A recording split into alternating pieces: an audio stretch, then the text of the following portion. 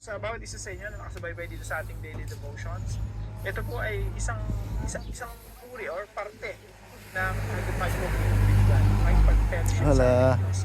Kung saan nakikinig tayo ng salita ng Diyos at the same time tayo nananalangin aking pag-usap sa Diyos. So let's keep doing that.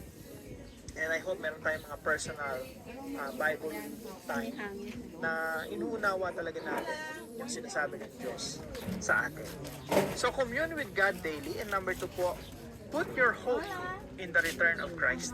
Kung ikaw ay may karamdaman, anumang karamdaman, hindi na mapapagaling ng doktor gamot o anumang technology. Tandaan natin, there is life after death. Merong buhay na walang hanggan na ipinagkakaloob sa atin. So hindi lahat ng pag-asa nilalagay natin sa mundong ito. Yung ibang pag-asa natin nasa muling pagbabalik na talaga ng ating Panginoon. So when Jesus Christ comes, ang sabi ko sa Biblia, the last enemy to be defeated is death. 1 Corinthians chapter 15. The last enemy to be defeated is death. Kailan po tatalon? And will not be judged, but has crossed over from death to life. Sino mang nananampalataya sa Diyos at sa ating Panginoon Jesucristo, siya ay hindi nahahatulan, kundi siya ay nakatawid na mula sa kamatayan. Cuando preguntaron la gente al frente, era turista, me dijo, no, ya no trabaja, fue lo que me dijo.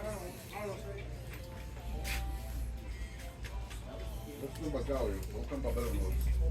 Lo malo que bueno siempre que me ha pelado, ¿no? Siempre. Hola, welcome. Thank you.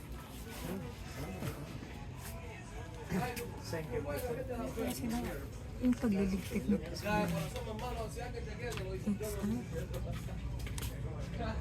Kung tamang dancer dun sa...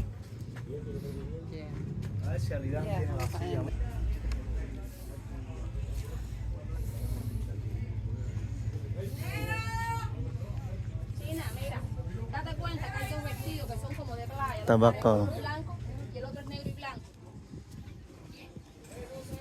Que son de encaje. ¿Cuánto salen eso?